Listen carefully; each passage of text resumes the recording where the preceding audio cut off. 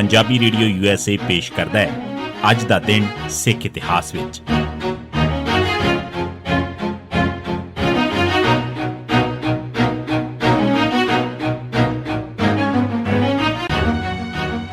ਸਿੱਖ ਇਤਿਹਾਸ ਦੀਆਂ ਘਟਨਾਵਾਂ 'ਚ 26 ਜੁਲਾਈ ਦਾ ਦਿਨ 1986 ਦਿੱਲੀ 'ਚ ਸਿੱਖਾਂ 'ਤੇ ਫਿਰ ਹੋਏ ਹਮਲੇ। 26 ਜੁਲਾਈ 1986 ਨੂੰ ਦਿੱਲੀ 'ਚ ਫਿਰਕੂ ਲੋਕਾਂ ਨੇ ਖੂਨੀ ਨਵੰਬਰ 1984 ਵਾਂਗ ਫਿਰ ਸਿੱਖਾਂ 'ਤੇ ਵੱਡੇ ਪੱਧਰ 'ਤੇ ਹਮਲੇ ਕੀਤੇ। ਪੁਲਿਸ ਨੇ ਹਮਲਾਵਰਾਂ ਦੀ 1984 ਵਾਂਗ ਪੂਰੀ ਮਦਦ ਕੀਤੀ। ਪੁਲਿਸ ਤੇ ਹਮਲਾਵਰਾਂ ਨੇ ਰਲ ਕੇ 6 ਸਿੱਖ ਕਤਲ ਕੀਤੇ ਤੇ 45 ਫੱਟੜ ਕੀਤੇ।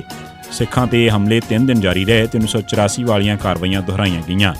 ਇਹਨਾਂ ਦਿਨਾਂ 'ਚ ਫੌਜ ਨੇ ਅੰਮ੍ਰਿਤਸਰ, ਗੁਰਦਾਸਪੁਰ ਤੇ ਫਿਰੋਜ਼ਪੁਰ 'ਚ ਫਲੈਗ ਮਾਰਚ ਕੀਤਾ ਤਾਂ ਕਿ ਦਿੱਲੀ ਦੇ ਕਤਲੇਆਮ 'ਚ ਜਵਾਬੀ ਅਮਲ ਰੋਕਿਆ ਜਾ ਸਕੇ। ਪਰ ਦੂਜੇ ਪਾਸੇ ਦਿੱਲੀ 'ਚ ਪੁਲਿਸ ਨੇ ਹਮਲਾਵਰਾਂ ਨੂੰ ਨਾ ਸਿਰਫ ਖੁੱਲ੍ਹ ਦਿੱਤੀ ਬਲਕਿ ਪੂਰੀ ਮਦਦ ਵੀ ਕੀਤੀ।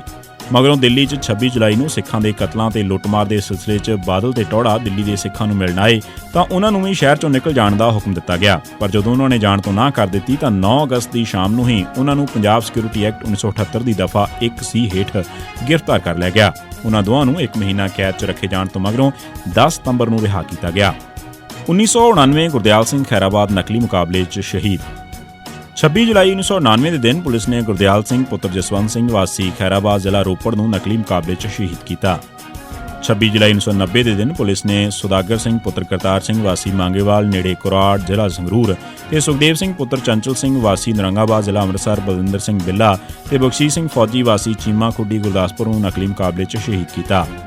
2003 'ਚ 4.5 ਸਾਲ ਮਗਰੋਂ ਗੁਰਚਰਨ ਸਿੰਘ ਟੌੜਾ ਨੂੰ ਦੁਬਾਰਾ ਪ੍ਰਧਾਨ ਬਣਾਇਆ ਗਿਆ। 1998-99 'ਚ ਇੱਕ ਦੂਜੇ ਦੇ ਸਭ ਤੋਂ ਵੱਡੇ ਦੁਸ਼ਮਣਾਂ ਦੇ ਤੌਰ ਤੇ ਵਿਚਰੇ ਸਰਦਾਰ ਪ੍ਰਕਾਸ਼ ਸਿੰਘ ਬਾਦਲ ਤੇ ਗੁਰਚਰਨ ਸਿੰਘ ਟੌੜਾ 13 ਜੂਨ 2003 ਦੇ ਦਿਨ ਰਸਮੀ ਤੌਰ ਤੇ ਫਿਰ ਇੱਕ ਹੋ ਗਏ। ਇਸ ਤੋਂ 1.5 ਮਹੀਨੇ ਬਾਅਦ 26 ਜੁਲਾਈ 2003 ਦੇ ਦਿਨ ਟੌੜਾ ਨੂੰ ਮੁੜ ਸ਼੍ਰੋਮਣੀ ਕਮੇਟੀ ਦਾ ਪ੍ਰਧਾਨ ਬਣਾ ਦਿੱਤਾ ਗਿਆ।